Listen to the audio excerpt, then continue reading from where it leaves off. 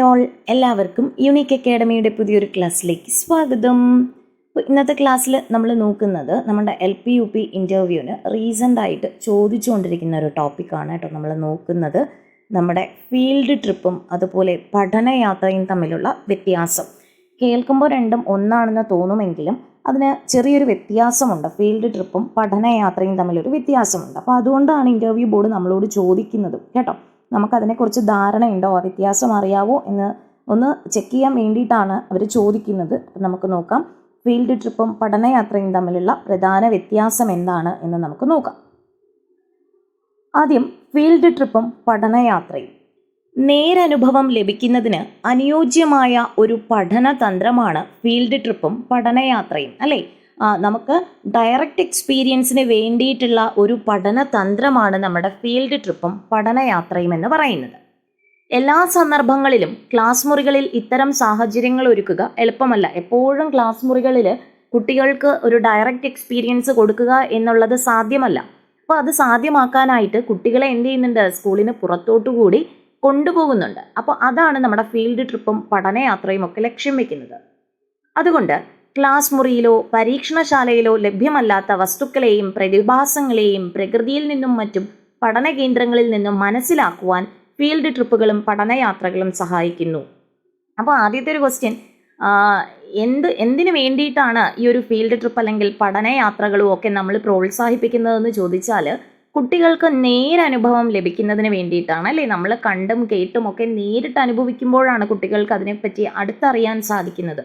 അപ്പോൾ കുട്ടികൾക്ക് നേരനുഭവം പ്രൊവൈഡ് ചെയ്യുക എന്നുള്ളതാണ് ഇവയുടെ പ്രധാന ലക്ഷ്യം.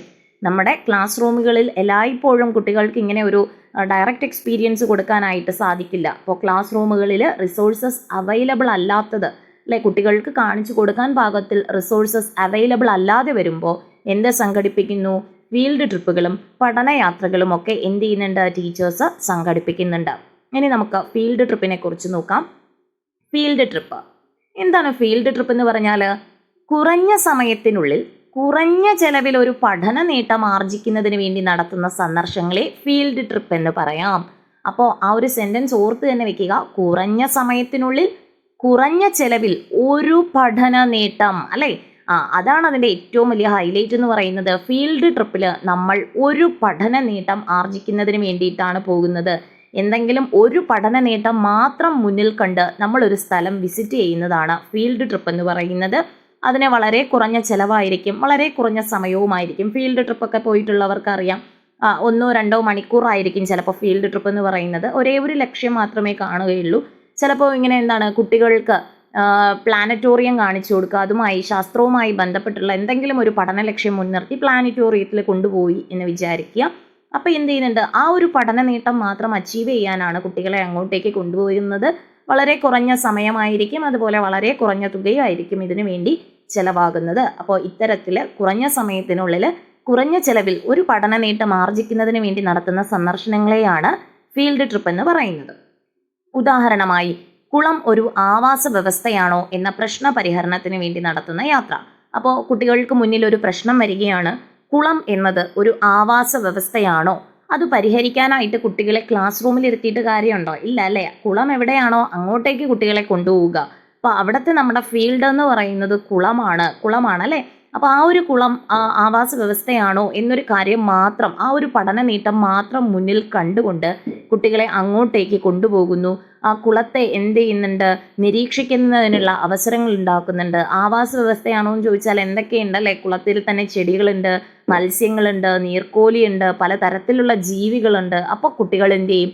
അത് കണ്ട് മനസ്സിലാക്കി കുളം ഒരു ആവാസ വ്യവസ്ഥയാണ് എന്ന ലക്ഷ്യത്തിലേക്ക്, പഠന നേട്ടത്തിലേക്ക് എത്തിച്ചേരുന്നു. ഇനി ഈ ഫീൽഡ് ട്രിപ്പിൻ്റെ പ്രസക്തി, നമ്മുടെ ഇന്നത്തെ വിദ്യാഭ്യാസ സാഹചര്യത്തിൽ ഫീൽഡ് ട്രിപ്പിൻ്റെ പ്രസക്തി എന്താണ് എന്ന് നമ്മൾ അറിഞ്ഞിരിക്കണം. മെയിനായിട്ടുള്ള പോയിന്റ്സ്, ഒന്ന് പരിസര ബന്ധിതം, അല്ലേ? നമ്മുടെ പരിസരവുമായി ബന്ധിതമാണ് ഫീൽഡ് ട്രിപ്പ് എന്ന് പറയുന്നത്. നമ്മൾ അങ്ങോട്ട് നമ്മുടെ പരിസരത്തോട്ട് നമ്മൾ ഇറങ്ങി ചെല്ലുകയാണ്.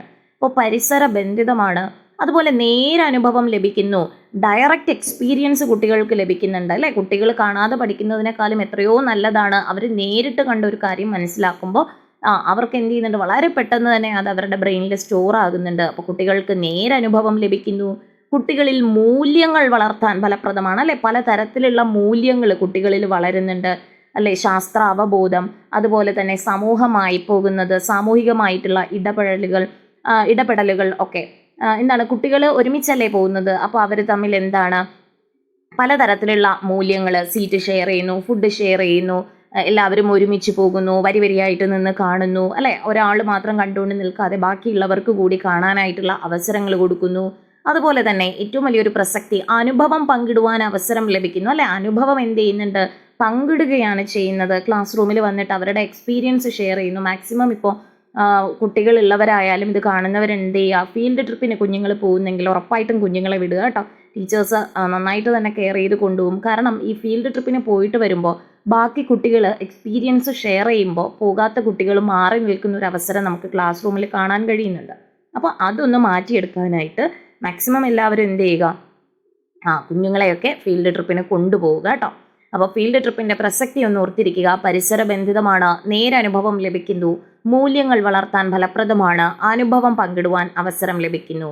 ഇനി ഫീൽഡ് ട്രിപ്പ്, അതിന് ഘട്ടങ്ങളുണ്ട് കേട്ടോ, സ്റ്റേജസ് ഉണ്ട്. വെറുതെ ഒരു ഫീൽഡ് ട്രിപ്പ് പോവുകയില്ല, അതിന് കുറച്ച് ഘട്ടങ്ങളുണ്ട്. ഒരു സക്സസ്ഫുൾ ആയിട്ടൊരു ഫീൽഡ് ട്രിപ്പ് നടത്തണമെങ്കിൽ കുറച്ച് സ്റ്റേജസ്, ഘട്ടങ്ങളുണ്ട്. എന്തൊക്കെയാണ്? ആസൂത്രണം, നിർവഹണം, റിപ്പോർട്ട് തയ്യാറാക്കൽ.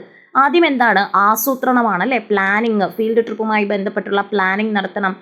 എവിടെയാണ് പോകേണ്ടത്, പോകേണ്ട സ്ഥലം കുട്ടിക്ക് അനുയോജ്യമാണോ, എന്നാണ് പോകേണ്ടത്, എത്ര മണിക്ക് പോകണം, ഏത് വാഹനത്തിലാണ് പോകേണ്ടത്, അത്തരത്തിലുള്ള കാര്യങ്ങളൊക്കെ ഒന്ന് പ്ലാൻ ചെയ്യണം. അതുപോലെ നിർവഹണം എന്ന് പറഞ്ഞാൽ അവിടെ പോയി കഴിഞ്ഞു, ഫീൽഡ് ട്രിപ്പിന് പോയി കാര്യങ്ങളൊക്കെ കഴിഞ്ഞ് വന്നിട്ട് എന്തും കൂടെ ഫീൽഡ് ട്രിപ്പിന് തയ്യാറാക്കണം, റിപ്പോർട്ട് കൂടി തയ്യാറാക്കണം, അല്ലേ, റിപ്പോർട്ട് തയ്യാറാക്കൽ. അപ്പോൾ ഫീൽഡ് ട്രിപ്പിൻ്റെ ഘട്ടങ്ങൾ ചോദിച്ചാൽ ആസൂത്രണം, നിർവഹണം, റിപ്പോർട്ട് തയ്യാറാക്കൽ. ആസൂത്രണം, നിർവഹണം, റിപ്പോർട്ട് തയ്യാറാക്കൽ. ഓക്കെ. ആസൂത്രണ ഘട്ടത്തിൽ ഫീൽഡ് ട്രിപ്പുമായി ഫലപ്രദമായി പൂർത്തിയാക്കുന്നതിനുള്ള എല്ലാ പ്രവർത്തനങ്ങളുമാണ് ആസൂത്രണ ഘട്ടത്തിൽ ചെയ്യുന്നത്. നമ്മുടെ ഫീൽഡ് ട്രിപ്പ് സക്സസ് ആവാൻ വേണ്ടിയിട്ടുള്ള പ്രവർത്തനങ്ങൾ അതിലെന്തൊക്കെയാണ് നമ്മൾ നോക്കേണ്ടത്? ഞാൻ പറഞ്ഞതുപോലെ നമ്മുടെ പോകേണ്ട സ്ഥലം, അല്ലെ, പോകേണ്ട സ്ഥലം നമ്മൾ നിശ്ചയിക്കണം, തീയതി നിശ്ചയിക്കണം, പോകുന്നതിന് മുൻപ് അനുവാദം വാങ്ങണം, അല്ലെ, നമ്മുടെ HMന്റെ അനുവാദം വാങ്ങണം. അതുപോലെ ഏത് സ്ഥലത്താണോ പോകുന്നത് അവരുടെ അനുവാദം വാങ്ങണം, പാരൻസിൻ്റെ അനുവാദം വാങ്ങണം. അങ്ങനെ പലതരത്തിലുള്ള അനുവാദം വാങ്ങലുകൾ ആസൂത്രണ ഘട്ടത്തിൽ നടക്കുന്നുണ്ട്.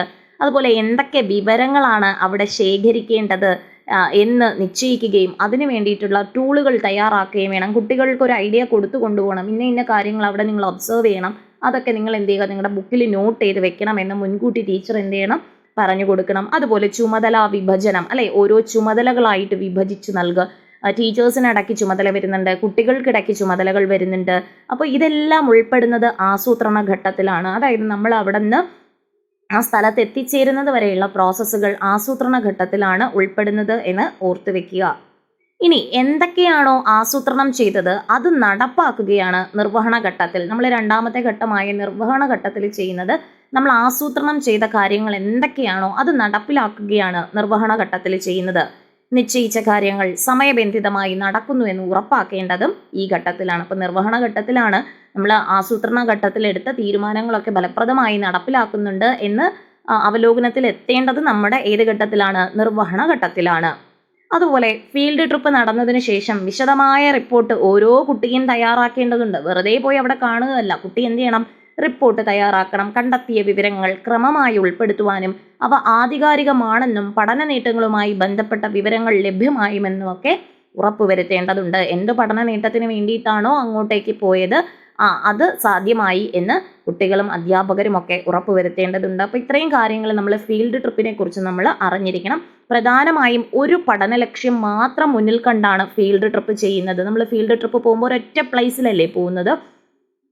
അങ്ങനെ ഒറ്റ പ്ലേസിൽ പോകുന്നതാണ് ഫീൽഡ് ട്രിപ്പ് എന്ന് പറയുന്നത് കേട്ടോ. ചിലപ്പോൾ ചിലർ ഫീൽഡ് ട്രിപ്പ് എന്ന് പേരും പറഞ്ഞിട്ട് സമയം ഉള്ളതുകൊണ്ട് 1-2 സ്ഥലങ്ങളൊക്കെ സന്ദർശിക്കുന്നവരുണ്ട്. പക്ഷേ ഫീൽഡ് ട്രിപ്പിൻ്റെ ആധികാരികമായ ഒരു ഡെഫിനിഷൻ എന്ന് പറയുന്നത് ഒരൊറ്റ പഠന ലക്ഷ്യം മാത്രമാണ് മുൻകൂട്ടി എന്ത് ചെയ്യുന്നത്, പോകുന്നത് പിന്നെ കുറഞ്ഞ സമയമാണ്, അതുപോലെ കുറഞ്ഞ ചിലവാണ് എന്നും കൂടി ഓർത്തിരിക്കുക. 3 ഘട്ടങ്ങളാണുള്ളത്. എന്തൊക്കെയായിരുന്നു ആ 3 ഘട്ടങ്ങൾ?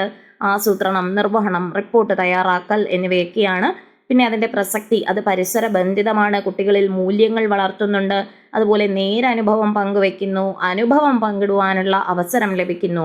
ഇനി രണ്ടാമത്തേതാണ് നമ്മുടെ പഠനയാത്ര. പഠനയാത്രയെ സംബന്ധിച്ച് വളരെ കുറച്ച് പോയിന്റ്സേ ഉള്ളൂ. പഠനയാത്ര ഒന്നിൽ കൂടുതൽ പഠന നേട്ടങ്ങൾ ലക്ഷ്യമാക്കി നടത്തുന്ന വാതിൽപ്പുറ പഠനമാണ് പഠനയാത്രകൾ. അപ്പോൾ അതുതന്നെയാണ് അവിടുത്തെ ഹൈലൈറ്റ്. ഒന്നിൽ കൂടുതൽ പഠന ലക്ഷ്യങ്ങൾ അല്ലെങ്കിൽ പഠന നേട്ടങ്ങൾ, ഒന്നിൽ കൂടുതൽ പഠന നേട്ടങ്ങൾ ലക്ഷ്യമാക്കിയിട്ടാണ് പഠനയാത്രകൾ നടത്തുന്നത്. പഠനയാത്ര സംഘടിപ്പിക്കുമ്പോൾ നമ്മൾ ഒരൊറ്റ ലക്ഷ്യത്തിന് വേണ്ടിയല്ല പോകുന്നത്, ഒന്നിൽ കൂടുതൽ നേട്ടങ്ങൾ മുൻകൂട്ടി കണ്ടുകൊണ്ടാണ് പഠനയാത്ര നിശ്ചയിക്കുന്നത്. അതുകൊണ്ട് തന്നെ ഇതിന് കൂടുതൽ സമയവും പണവും ഒക്കെ എന്തായിട്ട് വരും, ആവശ്യമായിട്ട് വരും അല്ലെ. കൂടുതൽ സ്ഥലങ്ങളിൽ പോകേണ്ടി വരും, കൂടുതൽ വിവരങ്ങൾ ശേഖരിക്കേണ്ടി വരും. അപ്പോൾ കൂടുതൽ സമയവും പണവും ഒക്കെ ആവശ്യമായി വരും. അതുപോലെ ഇതിനും ആസൂത്രണങ്ങളൊക്കെ എന്ത് ചെയ്യുക, മുൻകൂട്ടി നടത്തണം. ഫീൽഡ് ട്രിപ്പിലേതുപോലെ ആസൂത്രണം, നിർവഹണം, റിപ്പോർട്ട് തയ്യാറാക്കൽ എന്നീ ഘട്ടങ്ങൾ പഠനയാത്രയിലുമുണ്ട്. അപ്പോൾ പഠനയാത്രയ്ക്ക് 3 ഘട്ടങ്ങൾ തന്നെയാണുള്ളത്: ആസൂത്രണം, നിർവഹണം, റിപ്പോർട്ട് തയ്യാറാക്കൽ. ആസൂത്രണത്തിൽ എല്ലാ കാര്യങ്ങളും തീരുമാനിക്കണം, എങ്ങോട്ടൊക്കെയാണ് പോകേണ്ടത്, എന്തെല്ലാം പഠന ലക്ഷ്യങ്ങളായിരിക്കണം മുൻനിർത്തേണ്ടത്, പിന്നെന്താണ്, എത്ര മണിക്കാണ് പോകുന്നത്, ഏത് ദിവസമാണ്, അനുവാദങ്ങളൊക്കെ വാങ്ങി കുട്ടികളിൽ നിന്നും ഒക്കെ ഫണ്ടൊക്കെ പിരിച്ച് കറക്റ്റായിട്ട് കൃത്യമായൊരു ആസൂത്രണം വേണം. എന്നിട്ട് ഈ ആസൂത്രണം ചെയ്ത കാര്യങ്ങളൊക്കെ അടുത്ത സ്റ്റേജിൽ, നിർവഹണ സ്റ്റേജിൽ വളരെ ഭംഗിയായിട്ട് നിറവേറ്റണം. ഇത് കഴിഞ്ഞാൽ കുട്ടികൾ എന്ത് ചെയ്യുക, റിപ്പോർട്ട് തയ്യാറാക്കുകയും വേണം. അപ്പോൾ ഫീൽഡ് ട്രിപ്പും പഠനയാത്രയും തമ്മിൽ പ്രധാനപ്പെട്ട വ്യത്യാസം എന്ന് പറയുന്നത്, ഫീൽഡ് ട്രിപ്പ് എന്ന് പറഞ്ഞാൽ ഒരു പഠന നേട്ടം മാത്രം മുന്നിൽ കണ്ടുകൊണ്ടാണ് പോകുന്നത്. നമ്മുടെ പഠനയാത്ര, സ്റ്റഡി ടൂർ എന്ന് പറയുന്നത് എന്താണ്, ഒന്നിൽ കൂടുതൽ പഠന നേട്ടങ്ങൾ മുന്നിൽ കണ്ടുകൊണ്ടാണ് നമ്മൾ പഠനയാത്രകൾ ചെയ്യുന്നതെന്ന് ഓർത്തിരിക്കുക. അപ്പോൾ ഒന്നിൽ കൂടുതൽ പഠന നേട്ടങ്ങളാണെങ്കിൽ അത് പഠനയാത്രയാണ്. അപ്പോൾ നമ്മുടെ LPST ഇൻ്റർവ്യൂവിന് ചോദിച്ച ക്വസ്റ്റ്യൻ ആയിരുന്നു ഇത് തമ്മിലുള്ള വ്യത്യാസവും. അതുപോലെ ആസ് എ ടീച്ചർ എന്ന നിലയ്ക്ക് നിങ്ങളൊരു ഫീൽഡ് ട്രിപ്പിനോ പഠനയാത്രയ്ക്കോ പോകുമ്പോൾ എന്തൊക്കെ കാര്യങ്ങൾ മുൻകൂട്ടി ചെയ്യണമെന്നുള്ളത് അപ്പോൾ ആസൂത്രണ ഘട്ടത്തിൽ പറഞ്ഞ എല്ലാ കാര്യങ്ങളും തന്നെ അതിന് ഉത്തരമായി നൽകാവുന്നതാണ്. അപ്പോൾ നമ്മുടെ LP UP ഇൻ്റർവ്യൂവിന് വേണ്ടിയിട്ടുള്ള ഒരുപാട് ക്ലാസ്സുകൾ ചെയ്തിട്ടുണ്ട് കേട്ടോ. പ്ലേലിസ്റ്റ് നോക്കുക, ചാനലിലൊന്ന് നോക്കിയാൽ മതി. നിങ്ങൾക്ക് ആവശ്യമായിട്ടുള്ള ടോപ്പിക്കുകൾ സെർച്ച് ചെയ്തെടുത്താൽ മതി കേട്ടോ. അപ്പോൾ നിങ്ങളുടെ കൂട്ടുകാർ കൂടി ഷെയർ ചെയ്ത് കൊടുത്ത് ചാനൽ സപ്പോർട്ട് ചെയ്യുക. Happy learning. Thank you all.